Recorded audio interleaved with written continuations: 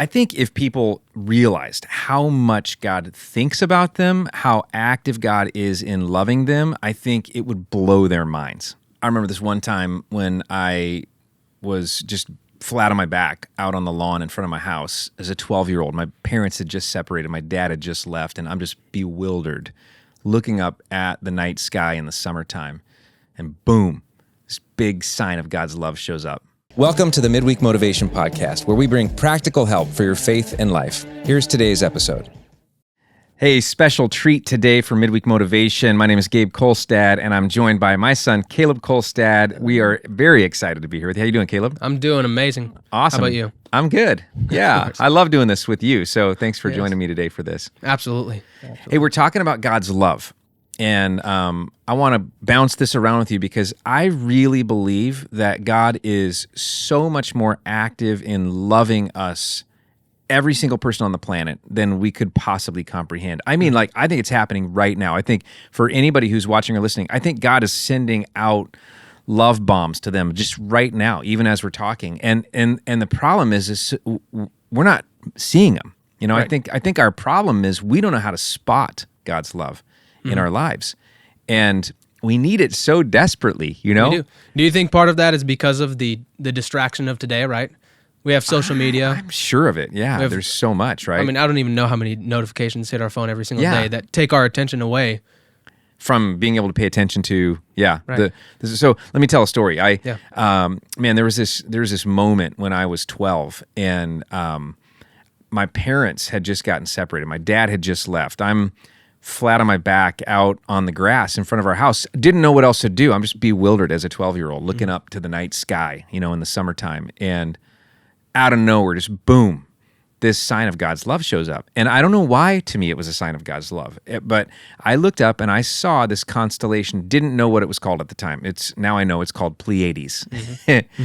And actually, it's the one, if you're a constellation person, it's the one that Orion's bow points to. And it's 7 bright stars. There's more in it than that, but 7 that you can see. But I just looked and there's this tiny constellation, and I just looked up there, and as soon as I saw it, I felt a hug from heaven in my heart. And I don't know why that was such a special moment to me, but I can tell you that even that summer, I saw that same constellation so many times. And all throughout my life, every time the sky is clear, if I am ever feeling anxious or troubled or scared, I don't know why, but I can look up to the sky, I can find it so fast, and it's right there. And it takes me back every single time to that 12-year-old moment of that hug from heaven. The feeling you felt. The feeling of safety, of love, of I know you think your whole life is falling apart right now, but I'm with you. And, it was really special to me. And I think... it almost became your refuge. It did, yeah. And I think... The trouble that I see with this topic, and why I'm even getting a little choked up right now, is not only I feel that feeling again of God's love, but I fear for all of us when we get to those moments where we are so distracted, we are so busy, we are so disconnected, we are not familiar with how do you spot God's love. The problem with that is then you come home from work to a family, and how can you treat a family right if your love tank is completely empty?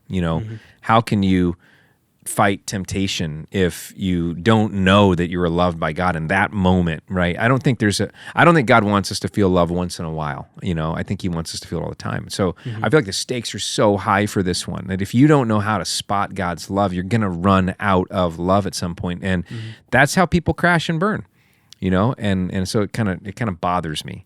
Yeah. Yeah. But I'm wondering,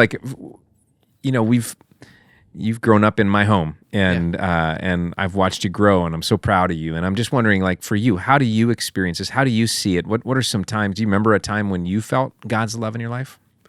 Yeah, I think some of the big moments would be something like Black Lake Bible Camp. I went to Black Lake. Oh my! It's a youth camp that our church takes students to. Yeah. Yeah, that's the youth camp that we went to, and I went since 4th grade, 5th grade, and then I became a counselor when I graduated. So I've been a lot of times, and almost every time I go, there's this magical thing that happens where it's all the distractions you're required to put away. Your phone is a huge one. You're at a Bible camp, so now your mind is kind of circling in on God's love, and you are at practically 2 church services a day. And I noticed that focus and the time that you give to just being like, I'm here for God, is a time where I've felt God the most. And like we even would be there, and we call it the camp high, because a lot of the time you go there and you're just sold out on Jesus, and that camp high lasts about a month. And what we encourage so hard is to find ways to keep that camp high.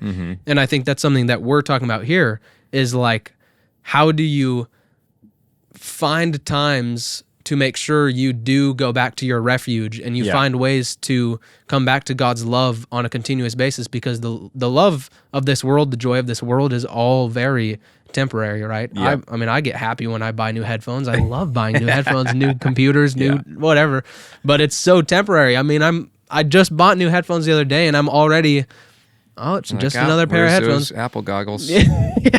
But I mean, when I first got them, I was hyped about them. The difference is with God's love, and when you truly do come back to that refuge of God, is that it is the only true fountain of joy that never stops flowing. It's the only true source of joy. So, I mean, like those times that I found helps me on a continuous basis, because something like Blacklight can be so evident for 5 days, and then you leave and it starts topple out because you start to get distracted by the world again. And I think it's so important, like for me, to get my daily time in where I truly do give that focus to God and ground myself in the morning before I go head out to the distraction. And the world is a beautiful place. It's not just a distraction, but making sure that you're grounded every single day in the Bible, prayer, gratitude is huge. And like making sure that you are being fed in a way, like my morning time is huge for me, so that you can feed others. But one of my biggest ways are for sure, like I loved doing Blacklight. That was my huge childhood thing. I love my time with God, worshiping to music, coming to church on a weekly basis, and connecting with my core people continually, that we're always iron sharpens iron, right? Always sharpening each other. So that's a good point. I mean, I think what I hear you saying partly about the camp experience is that's something that other people are putting together for you. You're going as a participant. Yeah. And it definitely creates an environment that it's full of all those reminders of God's love, right? I mean, you're just like, people are helping you see them, they're redirecting your mind to them, they're facilitating those moments right in front of you, right? Central it's just goal right there, too. Yeah. Obviously, not possible to live every single day in that kind of zone, right? Right. Yeah. But what you learn is how you discipline yourself to go back to that lake. You know, in those 15-minute segments, and in that thought you carry with you, and some of those things. And I think it's so it's kind of like an awareness. And I guess what I'm trying to say today is we need the skill of how we spot God's love, and how we then connect with it. Because without that, it could be 1 week out of the year that you have that closeness, and then there's 51 weeks. That you're just thinking about that closeness. And you know, instead of experiencing it. So it should be more than a memory, right? But I want to tell you one more memory that I have. It was a really neat one, and for me, it's another one of those things. I spotted God's love. Your mom, Melissa, and me, we had just graduated from college, and we were kind of trying to figure out what life was supposed to be like for us. Where were we going to go? We had been in Bible college. We wanted to serve God. We wanted to spend our life. We thought we were going to go overseas as missionaries and plant churches. So we went to Chicago to do this training. You know, we raised money and really put our heart and soul into it. We get to Chicago, and it wasn't what we thought. You know, so we were kind of disappointed out of the gate because it was confusing, and there was a lot that wasn't clear, and there was a lot that we would have done differently if we, you know, a lot of that kind of stuff. The team that we were a part of seemed like there was a lot of conflict, and there was this moment where we had to go away as a team to do this training at this camp up in northern Wisconsin. And we get there, and it was just like all these ropes courses and challenges and really scary stuff. And when we showed up, there was like this note that said dinner's on the picnic table by the lake. So we had to go find this picnic table, and then we get there, and there's this like a cantaloupe and a stalk of celery and I think a gallon of water. And that was dinner, and we didn't have any utensils. It was one of those kinds of environments that were supposed to make us tough. we were all a little discouraged, and that night, one of the guys busted out his guitar, and we just had some time of singing out by the lake, and we were singing this song, and it says, "You are my strength when I am weak," and it was a clear night, and out of nowhere, as soon as we sang those words, the northern lights just burst. I mean, the sky just lit up, and I've never seen anything like this. And I looked at Melissa and was like, I think Jesus is coming back right now. Like, what's happening? I mean, I didn't know what was happening because it was so brilliant and bright. And it was another one of those times when, I was really struggling, and God showed up in this unmistakable way. And we all felt that same hug from heaven, that you're going to be okay. I'm with you. I'm here. I'm guiding you. You don't have to understand it all right now. Mm-hmm. And I think that was another one of those really, really special moments that pops into my mind, as I think about that. Yeah. One of the things I think we can go mining for in this quest of like, how do you spot God's love, is that life does have a lot of confusing moments. And sometimes you don't know how the pieces are going to come together. What's your thought about that? Well, I think so often the enemy tries to get us down on stuff like that. It's like you learn something, or you go through just a really terrible time that the enemy brought onto you. And I've just noticed that like almost all the time, the enemy means it for evil, and then God turns it for good, right? Just like the song "See a Victory." I reference that all the time because it's like God is not the one to bring evil upon you. He does not wish that upon you. He doesn't bring evil to you. But he will turn what maybe our free will or the devil got us into, and he'll turn it for good so often. So even like you might learn something and you're like, I don't know what I learned from that. Like, what does that apply to my life? Yeah. And then you notice 2 years later, a year later, I'm like, oh my gosh, that just happened. Like, that's why I went through that. That's what this happened. It's like your trials are your testimony, right? So that's good. That's a way that you can always find, almost proof of God as well, of being like, check that out. Like, God's love is here, and he truly is out here for me. Yeah, that's good. Huge. Sometimes you realize, I met a person during that experience or that season that I needed to know now, or I learned something that I have to have now, or it starts to make sense a little bit. Exactly. Yeah. It's crazy.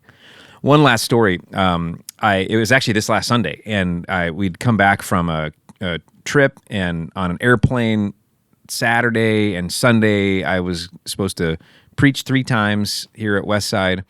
And every time I fly, I have this like inner ear thing, and it causes a lot of pain, and then dizziness and total sinus blockage and all this stuff. And it happened on Saturday. And so Sunday morning I wake up and I was tired and dizzy and confused, and oh my gosh, I got a long day ahead of me because there was all this stuff going on. And one of our prayer team members comes up to me and asks how they can be praying for me. And I was just a little dazed and confused. So I gave him some stuff, but it didn't involve the main thing that was going on, and I just wasn't paying attention. And I guess, again, back to this thing, like, we probably just need to learn how to pay attention to our circumstances and to those moments, right? Mm-hmm. Because somebody came and asked me how they could pray for me, and in that moment, I wasn't even thinking about connecting that to my greatest struggle I was going through at the moment. But then they turned away, and I was like, wait, I thought of it. It's this. And this person said, can I pray for you right now? This is just this past Sunday morning. And I'm like, yeah. And so they put their hand on my left shoulder right here. And I kid you not, the second their hand touched my shoulder, before they even started praying, the second their hand touched my shoulder, my ear popped and everything cleared up, and the pain went away and the dizziness went away in a second. And I'm like, that is proof of God's love for me right there. He shows up. And I just feel like the greatest thing we could do for ourselves is to pay more attention to those times when the God of the universe is doing something kind, absolutely, for us. He's showing up in some way, in our need. Yeah, that one's huge. It's like those ones that happen immediately, because some of them don't happen immediately, right? Yeah. I had a time, we were down in Reading that one time, and it's like there was this part of a service when we were it was at Bethel, and a guy put his hand on my shoulder. Yeah. And I was like, interesting. I was like, who's this dude? Yeah, I wasn't sure who it was. And I mean, like, that, my whole right side of my body just like totally numbed. Wow. And I had no idea why, but but right after my whole right of my body went numb, this like almost hug feeling happened where it's just like God was like, everything's good. Like just bask in this moment. Like just bask in this love. Yeah. And it's just crazy because it happens all the time. I mean, we wake up every day and just think that's normal, but God gave us another day, right? It gets down to such small things that it's like, wow, God really loves me. Like, I feel blessed by like my team that I get to lead at Westside and all this stuff that I have a reason to be thankful for. And we would just refer to it as gratitude. Coming back to that like time of like, let me put aside some time every day to actually just sit down for 15 or 20 minutes and just think about what I do have to be grateful for and the things where God has shown up in my life that I'm able to notice, and just grounding yourself in that, because I guarantee that when you ground yourself that morning in that, or sometime throughout that day, and you make that a habit, you'll start to notice the things more in the moment even, and you'll be more aware of the things that you see God in those like blessings and moments where you're like, wow, that's God's presence, that's God's guidance. Like another example was like, even in like the Westside messages, I guarantee so many of you guys have came on a Sunday and let's say it's the first time you come to church and my dad is doing a message and he says something and you're like, oh my gosh, that just happened to me like yesterday.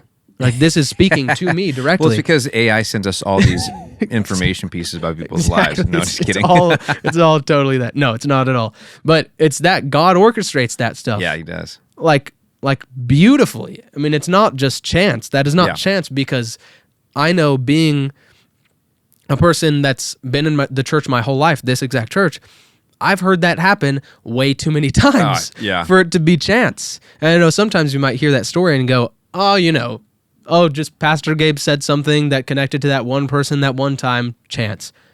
No, not when you've heard it thousands of times in your life, and I'm only 19. Like, that's when you notice, like, it's real. Like, God's love is real. God's orchestration and direction and all of that it's real. It's powerful. So it is powerful. Yeah. And I guess that's for those who are listening, and maybe for you, you're like, well, I wish I had some of the experience. That you guys are lucky. Maybe God doesn't love me. Maybe you're feeling that way. And I want to challenge you, because I'm convinced that he does. I'm convinced that God loves you. And he is already sending out these things in your life. And for you, it's about opening your eyes to it. And here I want to challenge you with this one thing, a prayer that you could pray.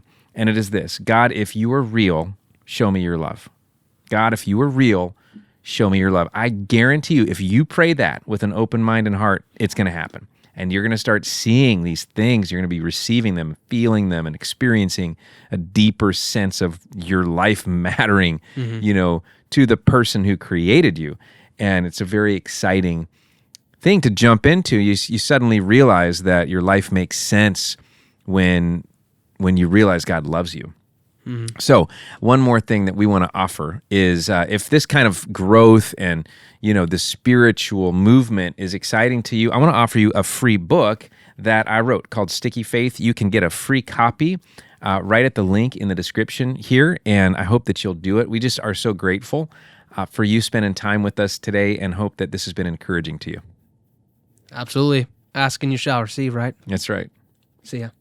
We hope you enjoyed this episode of Midweek Motivation. To make sure you don't miss any content in the future, please subscribe, share, and if you enjoyed this, give us a like, and consider popping by a Westside service some weekend. You can find out more at westsidecommunitychurch.com.